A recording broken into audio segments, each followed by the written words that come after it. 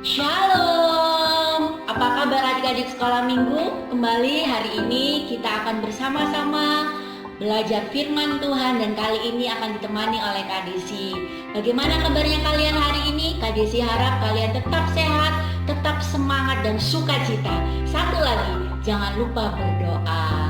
Oke adik-adik, sebelum kita memulai ibadah kita akan berdoa dahulu. Mari kita berdoa, lipat tangannya, tutup matanya. Haleluya Yesus, haleluya, haleluya, haleluya, haleluya, glory bagimu Tuhan. Bapa yang baik, kembali kami datang kepadamu ya Tuhan. Kami mengucap syukur Bapa buat segala penyertaan-Mu dalam kehidupan kami, perlindungan-Mu yang luar biasa dalam hidup kami. Tuhan Yesus, sebentar kami mau bersama-sama belajar firman-Mu. Berikan nikmat kepada kami ya Bapa, agar kami mau dengar-dengaran, kami paham akan firman-Mu dan kami menjadi saksi-Mu. Berkati setiap kami Tuhan. Terima kasih Tuhan Yesus, hanya di dalam nama Tuhan kami Yesus Kristus kami sudah berdoa dan mengucap syukur. Haleluya, amin. Adik-adik yang Kak Desi kasih, seperti kita ketahui saat ini dunia ini, bangsa Indonesia sedang mengalami musibah. Kita sedang diserang wabah yang namanya COVID-19. Tapi kita percaya bahwa semuanya ada dalam rancangan Tuhan, dalam rencana Tuhan, dan kita kembalikan kepada Tuhan yang akan menolong kita, dan kita senantiasa berharap kepada Tuhan. Baiklah, kita akan membaca di dalam 1 Petrus 5 ayat yang ke-7. Sekali lagi, mari kita buka di dalam 1 Petrus 5 ayat yang ke-7. Demikian firman Tuhan. Serahkanlah segala kekhawatiranmu kepadanya, sebab Ia yang memelihara kamu. Oke, sekali lagi ya, kita baca dengan pelan-pelan. Serahkanlah segala kekhawatiranmu kepadanya, sebab Ia yang memelihara kamu. Tuhan Yesus baik. Oke adik-adik yang terkasih dalam Tuhan Yesus, saat ini semua orang, baik yang masih kecil sampai orang yang sudah lanjut usia, semuanya merasa mempunyai kekhawatiran yang sama. Semuanya mempunyai beban yang sama. Bagaimana caranya kita terhindar dari COVID-19? Kita mengikuti anjuran pemerintah untuk belajar dari rumah, bekerja dari rumah, harus memakai masker ketika keluar, sering-sering cuci tangan, social distancing. Semuanya kita kerjakan untuk apa? Agar kita terhindar dari COVID-19. Itu karena apa? Karena kita takut sakit, kita khawatir nanti kalau kita ke sana kita sakit dan sebagainya. Sekali lagi Tuhan, serahkanlah semuanya kepada Tuhan Yesus. Dia akan menolong kita, menyertai kita. Dan satu hal yang harus kita punya apa? Percaya. Oke, Kak Desi mau cerita. Mungkin adik-adik pernah dengar cerita ini, pernah mendengar kisah ini. Tapi Kak Desi mau kembali mengingatkan, dan yang belum mendengar silahkan didengarkannya. Jadi begini, ada satu orang pemain akrobat yang sangat hebat. Dia sering membuat pertunjukan yang membuat orang terpukau, hebat pokoknya. Pemain akrobat ini sering melakukan aksinya itu dengan cara melewati kawat, seutas kawat baja, melewati tempat-tempat yang curam, tempat-tempat yang tinggi, dan dia berjalan di atasnya. Dan dia selalu berhasil. Dia selalu bisa memukau penonton, membuat penonton takjub, dan dia terkenal di seantero dunia. Kali ini ya, dengerin baik-baik. Kali ini pemain akrobat ini mau melakukan pertunjukan yang memecahkan rekor dunia. Dia berniat pertunjukannya ini akan dicatat dalam buku rekor dunia. Akhirnya singkat kata dia mulai mendaftar, mengurus segala-galanya. Dia mau melewati air terjun Niagara, air terjun tertinggi di dunia yang ada di Kanada. Dan pada hari hanya semuanya sudah tersiapkan dengan baik, sudah dipersiapkan dengan baik. Penontonnya sudah banyak dari sisi yang sebelah sana dan sisi satunya, semuanya dipenuhi oleh penonton berjubel, ratusan bahkan ribuan. Akhirnya sang pemain akrobat ini, dia seorang dia dewasa, dan kemudian dia mulai mempersiapkan dirinya dan berdiri di ujung tanah. Kemudian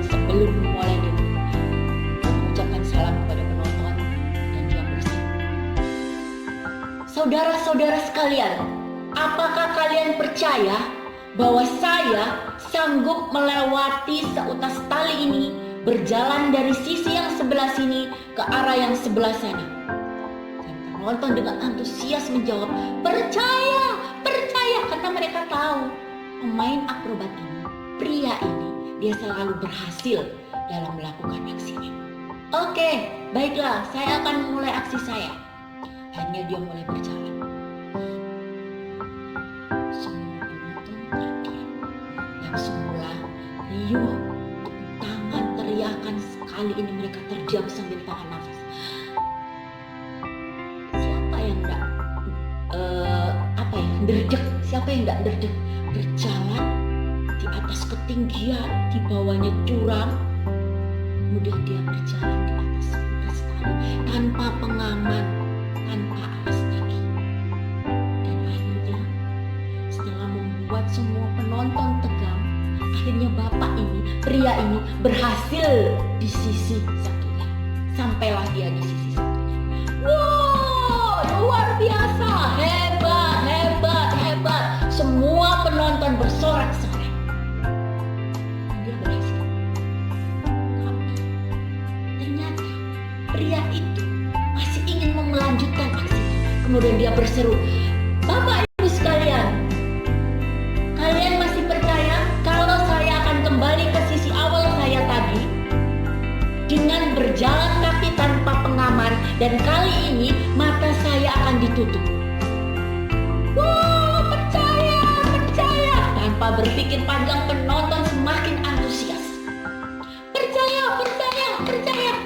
Akhirnya bapak ini pun segera memakai tutup mata dan dia mulai berjalan. Semakin tegang. Dan sebentar saja dia sudah sampai di sisi awal. Wah, hebat, benar-benar hebat. Penonton bersorak-sorai, bertepuk tangan. Wah, banyak yang memvideo, banyak yang memfoto, dan di situ banyak juga wartawan TV, wartawan koran setempat, karena ini akan dicatat di buku rekor dunia karena sudah disiarkan berbulan-bulan sebelumnya, dan luar biasa. Memang tukang akrobat ini sungguh luar biasa. Setelah itu, setelah sampai di sisi yang sebelah sini, orang-orang bertepuk tangan riuh. Hebat, hebat. Tapi tunggu dulu, dia kembali berteriak. Nah, saudara-saudara, sekali lagi, tadi Anda melihat saya bisa berjalan dengan mata saya tertutup. Apakah Anda percaya kalau saya kembali lagi ke sana lagi? Percaya, percaya, percaya. Gitu. Tapi tunggu dulu. Kali ini dengan mata tertutup, tanpa pengaman, dan saya akan menggendong seseorang. Percaya, pasti seru, pasti seru. Mereka berbisik kanan kiri. Seru-seru. Ya, saya percaya, percaya. Oke, kalau Bapak Ibu percaya, saya akan meminta satu orang untuk menjadi volunteer, untuk menjadi sukarelawan yang akan saya gendong.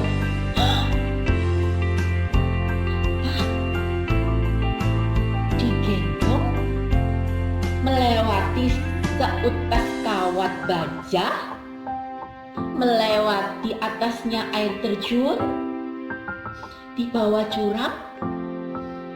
Yang benar saja semua penonton terdiam. Yang semula teriak-teriak, percaya, percaya. Mereka. Dan pria itu, loh, katanya tadi percaya, kok sekarang tidak ada yang mau? Bagaimana? Berarti itu namanya tidak percaya. Catat, tidak percaya. Tadi katanya percaya. Sekarang ketika saya meminta satu orang untuk saya gendong melewati tali ini, kenapa tidak ada yang percaya? Belum selesai, bapak itu berbicara, tiba-tiba ada anak kecil, kira-kira umur 10 tahun, seorang anak laki-laki. Mungkin kalau di sekolah minggu itu seperti Vikel. Ya Vikel ya, kamu 10 tahun. Atau Kak Wela, cuman ini laki-laki. Dia berumur 10 tahun. Saya bersedia. Dia mengangkat tangan, kemudian berjalan ke depan. Orang-orang mulai berbisik-bisik. Siapa ya itu? Mungkin dia habis dimarahin sama orang tuanya. Mungkin dia nggak dikasih uang jajan. Mungkin dia tidak punya orang tua, mungkin dia yatim piatu, kok berani-beraninya, kok nekat, segala macam. Tapi dengan tenang, anak ini berjalan.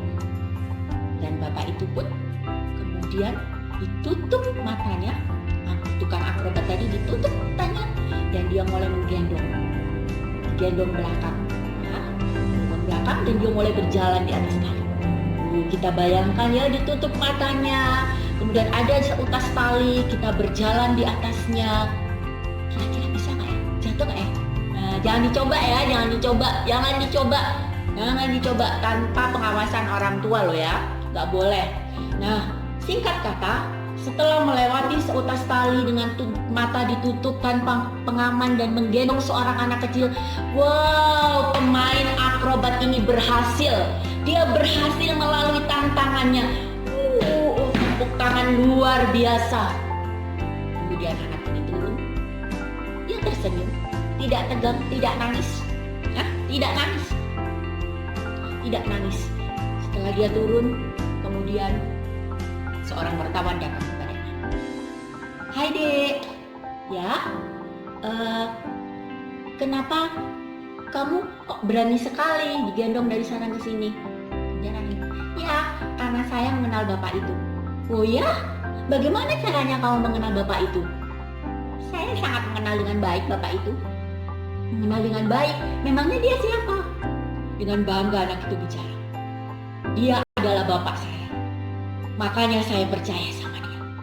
Sekali lagi, dengan bangga anak itu berkata, pria itu adalah bapak saya. Makanya saya percaya dengan dia. Haleluya. Haleluya. Begitulah kita saat ini. Kondisi kita saat ini itu seperti anak kecil yang sedang digendong sama bapaknya melewati tali itu. Mungkin di tengah-tengah tadi ada angin yang besar, ada badai, ya, tertiup angin. Dan di tengah-tengah anginnya besar, tapi anak itu tetap tenang. Dia tidak takut jatuh, bahkan ketika turun dia dengan bangga mengucapkan, dia bapak saya. Karena dia mengenal bapaknya tidak akan mencelakakan. Dia percaya bahwa bapaknya itu akan mengantarkan dia ke seberang dengan selamat.